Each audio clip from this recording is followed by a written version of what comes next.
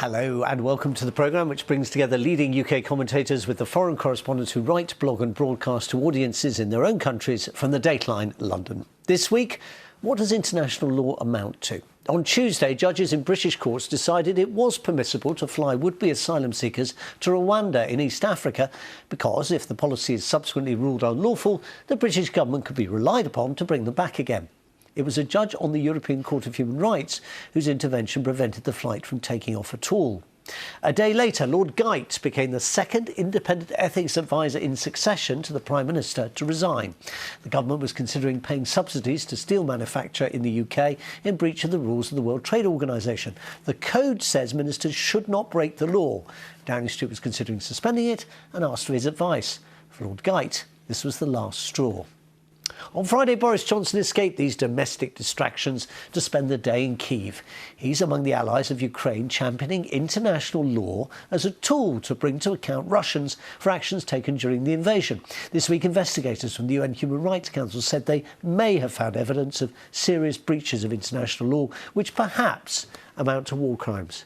But will this part of international law ever be enforced? Well, we'll discuss those three aspects of it. In the studio with me are Ian Birrell, who writes for the Mail on Sunday and is freshly returned from a lengthy spell in the Donbass region of Ukraine.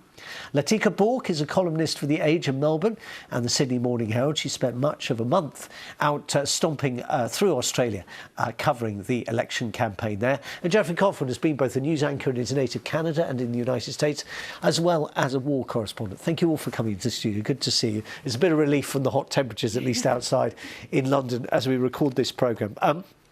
Geoffrey, let's begin with Rwanda. Tell us what's happened to what Britain says is a groundbreaking, revolutionary new asylum policy, sending asylum seekers who want to come and live in the UK to Rwanda instead. I'll tell you what didn't happen. Europe did not meddle in British law.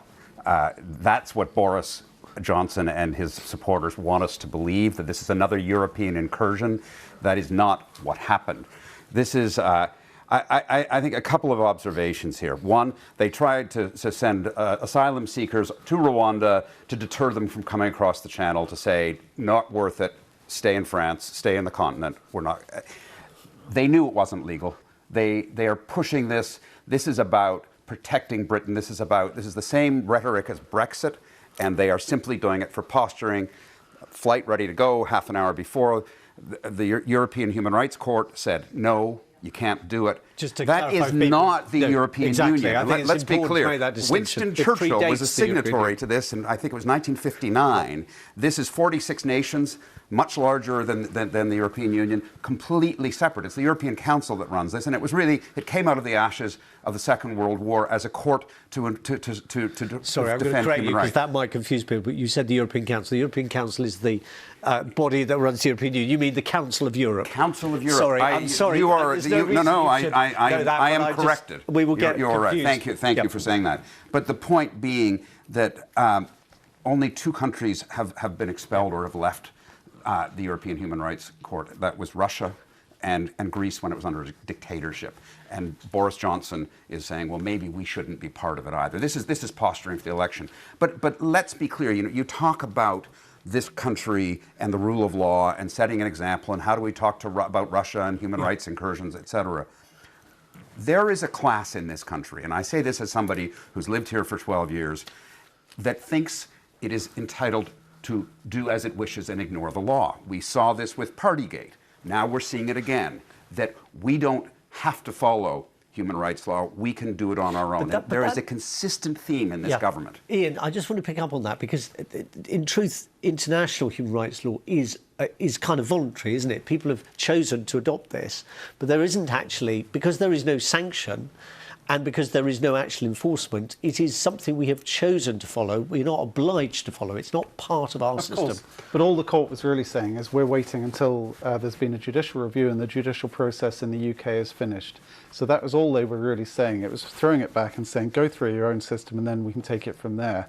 But I think, Geoffrey is right. This isn't really, the government's had a success in this. They've had what they wanted. They wanted to stir up a fuss. They wanted to cause a smokescreen. The reality is that they have a policy, they have a system which is not working very well for them. 72% of those people coming win their cases. Another half or so then win them on asylum. The number of those people being sent home or forcibly evacuated has fallen to a 20th of what it was at the peak in 2005. The government's policy is not working. They needed a smokescreen, and they've got exactly what they wanted, which is a big fuss, a big furore, and a big fight. Can I just pick up just on your point about the judge at the European Court of Human Rights effectively saying, look, kind of go back and get it tested before you try and do it, because it doesn't look lawful. In a sense, they were jumping in where you might argue the domestic judges should have acted. In other words, they were saying, hang on a minute, that's really something the British judges should have done. That's an arguable point, isn't it? Well, it is going to be tested in the Court of Law in the UK. But of course, again, one of the themes which we've seen with Boris Johnson and Priti Patel, the Home Secretary, is to be able to blame lefty lawyers who they attack. And this gives them another excuse to blame those lefty lawyers for stopping them doing what they want to do. The whole thing is a ridiculous smokescreen, a ridiculous fig leaf. If they want to tackle asylum, they can do so. They could process, as France has suggested, on French soil. They could have a more efficient, more effective system in the UK. What we desperately need is an efficient asylum system, and what we don't have is an efficient asylum system. Instead, we get these ridiculous stunts. Latika, let me bring you in here. 28,526 people made it to Britain last year on this route. 45 people either went missing or died attempting to do so. So you can sort of see statistically why people might carry on coming, because the risk to life, although it's a very dangerous waterway and it's one of the most crowded in the world, actually proportionately is relatively low. Terrible what happened to that 45, but proportionally it's quite a low figure. Australia had exactly this problem of offshoring. It tried to offshore, and Australia, it seemed to work. Well, if you look to Australia, this is playing out perfectly for the British Conservatives here, because this issue dominated at least 3 to 4 elections, and it's now the case that in Australia it's lethal to go to an election saying you would unwind border protection policies. You would not win government. And the long saga of this has been drawn out over the last 2 decades in Australia. And we had what was called the Pacific Solution. And this was where asylum seekers who came by boat, only asylum seekers who would come by boat, they'd come from Indonesia, they would be sent to detention centres. First it was onshore, but then under the Pacific Solution on detention centres on Nauru, Manus Island and Papua New Guinea. Now that did pretty much slow the boats to very, very minimal numbers, not completely. In 2007, the Labor Party went to the election and won it, saying we are going to unwind this inhumane, immoral system. And they did. And the boats came back with a ferocity. And this arguably killed their re-election chances 2 elections later. Because when those boats came back with a ferocity, we did have this spectacle of people dying at sea. And the courts tried, they also, in Australia, the Labor government came up with its own refugee swap plan with Malaysia. This was Labor in 2013. The High Court knocked that down. But you know what that then enabled the government in Australia to do, the Conservative government, when it won power, was essentially rip up all international law. You know, international law on this in Australia is not adhered to. And they then began to turn back the boats, tow them back to Indonesia. They would put them in orange lifeboats and say, it's up to you if you get back safely. Now, they would be given enough fuel to make it to Indonesia. So that's ultimately, in Australia's case, what stopped the boats. So in the end, international law didn't count for anything, because they were signatories to all these conventions, but they decided for their domestic political reasons that was going to be the situation. But it's fair to say, as you said, the policy worked in its own terms. Absolutely. It stopped people coming, or it made it so unpleasant, the thought and the chance of you ever getting to Australia to live. Well, actually, I think this is important distinction, because deterrence actually didn't completely stop boats. Right. So if you told, and there's lots of research and statistics to show this, because even after Labor unwound the Pacific Solution, then tried to reinstate it, that actually still never stopped the boats. There was messaging and campaigns in all these areas to tell people not to come on a boat, you won't get to Australia, you could die. That didn't stop them. I don't think the parallel holds for a number of reasons, but I think one of the key points is people in this country are not talking about asylum seekers as an invasion of the shores, as they were in the pre-Brexit time. A peaceful armada, that's what they were called in Australia by Prime Minister. But this is not this is not a prominent issue right now in this country. There are so many other issues that are Might it become preoccupying again people. I strongly disagree I think with that they that. want to make it. I think that Boris Johnson is desperately looking for issues to polarize people and galvanize his base. One of the critical issues about why Boris Johnson's leadership was destabilised was Red Wall MPs acting on this issue, because in their electorates there's hotels filled with asylum seekers that aren't being processed. Quite often they've been transferred from the coast of the southeast England up country. And let's be real, this is more an issue of Home Office processing at this point, because people are living in hotels. But what that means is there's a lot of community backlash. Yes. And the Australian lesson on the populist politics of this shows that for as long as this goes on like this, the Conservatives will win this argument. And you will note that Labor here is not saying, hey, we're not going to reverse the Rwanda plan. I just don't think this is a one-issue country in the same way. There is also another issue, which is at a time when we are fighting a war against a dictatorship, we are outsourcing refugees to the most overcrowded country in Africa, to a dictatorship, someone who came to power as president the same year as Putin, who's a former spy chief like Putin, who has a track record of invading other countries like Putin, who has a track record of ripping off assets from other countries like Putin, who has a track record of repression, of stifling free expression, of eliminating rivals. All these things, the hypocrisy is utterly grotesque. And the idea that we're doing this deal with a dictatorship like Rwanda is just, it sticks in my throat. The other thing to warn about here is that Australia has a huge cultural anxiety with border. Yep. And it would be a real shame to see the United Kingdom, which is an open, progressive society, move down that route. Because during the pandemic, Australia locked out its citizens and no one cared. And this was because it was a direct transposition of the politics that had played out against others, refugees, anyone outside the country. And that has now morphed into a treatment of anyone who is offshore. And that would be really, really sad and tragic to see Britain follow that. The issue here is complicated because, in fact, asylum seekers are meant to claim asylum in the first country they land in, which is often Greece or Italy, which have a much bigger problem than the UK. The UK is in the luxurious position of being an island surrounded by European first world countries. In Canada, it's the same issue. You don't get Mexican borders crossing from Mexico into Canada, Mexican refugees. These countries are insulated, and so they become countries of opportunity because they're seen as, the UK is an English-speaking country, it's a prosperous capitalist economy, and ultimately an easier place to blend in if you are from one of the... Particularly if we don't have any identity card system, so whereas on the streets of France you might get stopped and asked for exactly, and so people will cross over, even though they could claim refugee status in France. France has made it difficult, and hence you've got the flood coming in here. So they're just very different situations, Australia and the UK, and I just don't think the parallels can be taken too closely. We'll park this conversation here. I think it's one we're going to certainly come back to. Let's talk about Ukraine, Ian. Boris Johnson was there on Friday, a surprise visit. On Thursday, there was Olaf Scholz, his first visit to Ukraine. He'd been criticised for not going. Macron was back there again. Mario Draghi was with him from Italy. On the surface, you would think everything's fine. The alliance is strong.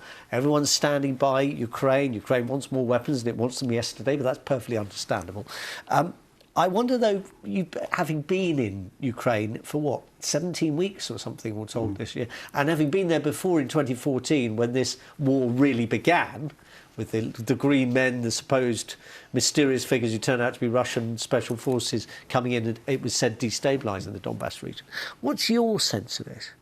I think we're at a pivotal moment right now. I think the war has changed shape. We all know that. It's become a lot more brutal in Donbass, lots more attritional. The Russians are learning from their initial mistakes. The Ukraine reaction has been incredible. It's been amazing. I've been there basically since January this year, and to see the way this country took on this existential threat from the world's second biggest army, and the whole country is basically geared towards fending off this threat, has been phenomenal. The attitudes have really hardened. But at the same time, the media interest worldwide is beginning to dwindle, and that's frightening. Putin is playing a long game, and he's hoping that there'll be cracks in the alliance. We're seeing the rhetoric slightly changing in America. And what you really need, the reality is actually Russia is still not doing that well. Yes, they have made some advances. Yes, the artillery bombardment is horrendous. Yes, the deaths on both sides are terrible. But actually, they still haven't taken Severodonetsk, which is quite a small, it's a 100,000 city. They've been fighting over it. They've taken Mariupol by destroying it. They've taken Kherson. They've taken Bogdansk, but they've not taken many urban centres. So they've taken a lot of land, not much urban centres. Now, if they want to take Donbass, they've then got to move on to take places like much bigger cities like Sloviansk and Kramatorsk. And so this is a pivotal moment where if there's the right Western support and if the West does stay united, if Macron stops saying, we can't humiliate Putin, and actually if we support the Ukrainians properly with the weapons they need, then I still think that something could change quite dramatically. The danger is that actually people are bored, the attention goes elsewhere, the cost of living crisis rises, the grain situation is an issue around the world, and actually the alliance dissipates, Putin exploits that, the Ukrainians to some extent are abandoned, and even after their heroic fight against this invading power and the atrocities, and when we talk about war crimes, the fact is it was a war crime to invade in 2014. Yeah. It was a war crime to shoot down a civilian airline. It was a war crime to take Crimea, and it's a war crime to go back in again. So the whole act is a war crime, as well as all the individual atrocities we've seen left, right and centre. Can I just get a bit of clarification on geography? Because I'm not clear about this, and I suspect a lot of people listening won't be either.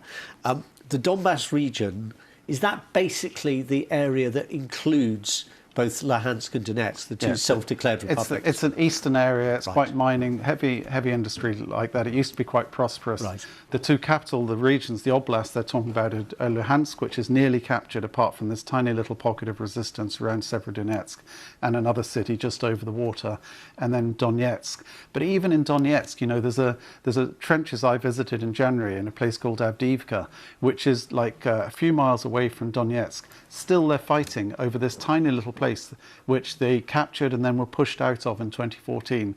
They're still fighting now. The Russians haven't managed to capture even that.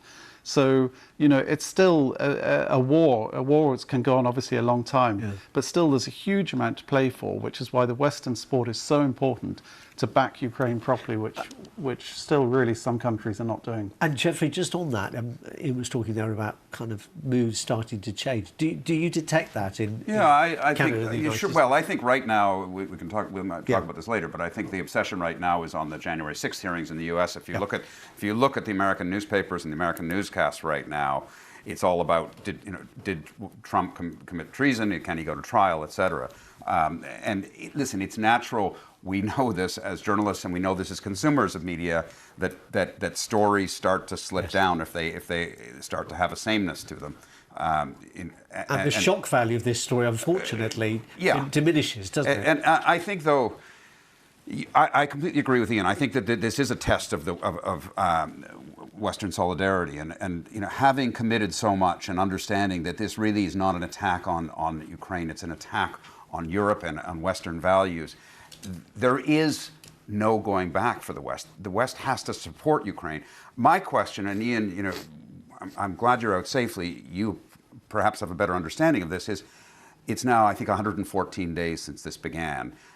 Ukraine has done far better than we expected. Its military is far more resilient and far more professional than people gave it credit for. But they've got to be exhausted now. Do they have and they're also seeing staggering numbers of injuries and deaths now. Do they have the depth, the manpower to actually sustain this war, even if they have the weapons given to them from the West? I think the big issue really is the economics, because it's easy to forget economics in this situation. I think the attitude is still there, the desire is there to save their country, the support is there. It's impossible really to know the personnel issues because you're not getting that. There's propaganda on both sides and we don't really know. I think the critical question is the economy is so shot to pieces. There's no jobs, there's no money. People are tired, the air-wearied sirens go every night, so you're not sleeping very well in places. And I think the real danger, just like for the Western alliance, is whether that incredible alliance which has got behind Zelensky, who's performed so heroically in the way he's reacted, whether that alliance can hold within Ukraine as well. People get exhausted. When people are just tired and they're exhausted, But at the moment, I mean, when I left, I hadn't really, you still detect this incredible feeling that the whole country is geared towards saving themselves and supporting the people on the front line. Tika, I was just going to ask you, you mentioned economics, and I wonder about the economics from the Western point of view. A lot of people are making sacrifices, nothing like the sacrifices the Ukrainians are making, but a lot of people are making sacrifices, and they did it in the belief that it would accelerate the end of this war, that if Russia's economy was cut off, if we weren't buying the oil and gas, and therefore we weren't funding the war machine, that in the end it would force Putin to the negotiating table, or his regime would collapse and the troops would be brought home. It looks like that isn't going to happen, and I wonder at what point people in the West start to say to their politicians, look, it was a good try, you thought it would help bring it to a war, it's clearly not making enough of a difference. Meanwhile, we are suffering really badly. There has to be a different way. And I think that's going to come sooner rather than later, Sean, because look at the basic factors in all our countries. Say, look at the US, Australia and Britain. Everything is the same story. Inflation soaring, cost of living soaring, labour shortages soaring. You know, governments are going to be dealing with very, very bad hands for the next 3 to 5 years minimum. So let's have this conversation in 6 months when we're all cold, our energy bills are skyrocketing, and we actually can't afford some of the things we were affording, say, even today. The other thing I really fear that's happening is I think the media narrative, like this idea of, you know, the mighty fox against the lion when it was Zelensky against Putin in the early days. And I worry that in too many minds of the world who have only checked into this story when the war began, is they've already banked a semi-sort of win for Ukraine. They think that the outcome is set. That would be absolutely fatal for us all. And we in Australia certainly know that this war is for all of us, because China will be very inspired if Putin succeeds. Yeah. And also last week, of course, we just saw China as, I mean, that's why it's so important, because it is a fight for democracy v dictatorship globally. And last week we've seen China reiterated their support for the first time with Putin. And they also seem to have changed the law to allow a little bit more leeway in mounting a similar type of attack. So it's so significant what's happening in China, and that, of course, is why this is so important for everyone. Don't forget also, there's still significant countries that are completely, let's not say fine, but they have not criticised Putin. Yes. No. India, Yeah. very, very key Shameful. to this. Yeah. A Quad member for us in Australia, Therefore, Japan, we share intelligence. the United States. We certainly Canada, have the same UK. strategic Yeah. interests at heart. Brazil, another really important player that has not come out on the West side. I South think Africa, another. Exactly. I think some of these gains that we believe we've made are not as lasting. Let's just end. We've got about 3 or so minutes to end on. Talk about Lord Geit. He's a kind of figure most people would never have heard of. He's a former military officer, then intelligence man. Then he worked for the Queen. Then he was drafted in after Boris Johnson's last ethics advisor resigned because Boris Johnson decided Priti Patel, the Home Secretary, we're all back to the same cast of characters, hadn't broken the ministerial code when she was bullying staff, which he apologised, and therefore didn't have to resign. Lord Geit has now gone, and he says it was the last straw. He was being scouted at, but would it be all right if we suspended the ministerial code to allow us to do something at the World Trade, which is not in itself interesting? He issued another letter on Friday. He said, emphasis on steel tariffs is a distraction. It was simply one example of what might yet constitute deliberate breaches by the United Kingdom of its obligations under international law, given the government's widely publicised openness to this. It's a pretty damaging verdict. It is, but I don't think most people will know about Lord Geit. And I think all the damage here to Boris Johnson over Partygate is pretty much locked in. If you think he's a liar and untrustworthy and should have quit, you are not going to change your view, regardless of Lord Geit's decision. I'm just very amused by this British idea that you would even have an ethics advisor for a politician. I mean, it's a very noble attempt. Although, to be honest, being Boris Johnson's ethics advisor has to be one of the world's worst jobs, doesn't it? It's going to be interesting to see if anyone else wants to. We have 2 by-elections coming up on Thursday that will, I guess, be a test of what you're saying, because if you read what the pundits, the people who know more than I do about these by-elections are saying, there's a good chance that they'll be knocked out, and these are. It would be yet another setback for Boris Johnson. I think the question I see with Johnson is, it's a bit like covering Trump. Is there a tipping point? Is there a point at which he can't sustain it anymore? Obviously, 40% of his caucus, his parliamentary caucus, doesn't believe in him. But that wasn't enough. is this continued erosion, these by-elections, is there a point at which he simply has to go? But he's not Theresa May. You know, Theresa May passed a similar vote and just gave in. She just realized she couldn't do it. I think his sense of entitlement is far greater. This is why I think the Rwanda issue is so potent for the Tories. They now have an issue to revitalise themselves, bring back together some of the Brexiteers who had strayed from Boris Johnson. And if they go to an early election, this could be a very, very strong Except immigration has fallen right down the pecking order. I mean, the key is for Boris Johnson is tolerated by his party because he can win. Right. If he can't win, he won't be tolerated. Simple as Thursday that. matters. So Thursday matters because one of them is, again, in the new red wall where Labour used to be strong. The other is in the traditional Tories against the Lib Dems. And I was there in Tiverton and Holliston yesterday. I'm back there next Friday. And who's going to win? The result, I'm not predicting. Never predict. It all ends in tears. Martin Croxall will be in the chair next week at the same time. From my guests this week, Geoffrey Kaufman, Ian Birrell and Latika Borg. Thank you all very much. Thanks very much for the company. Goodbye. Thank you.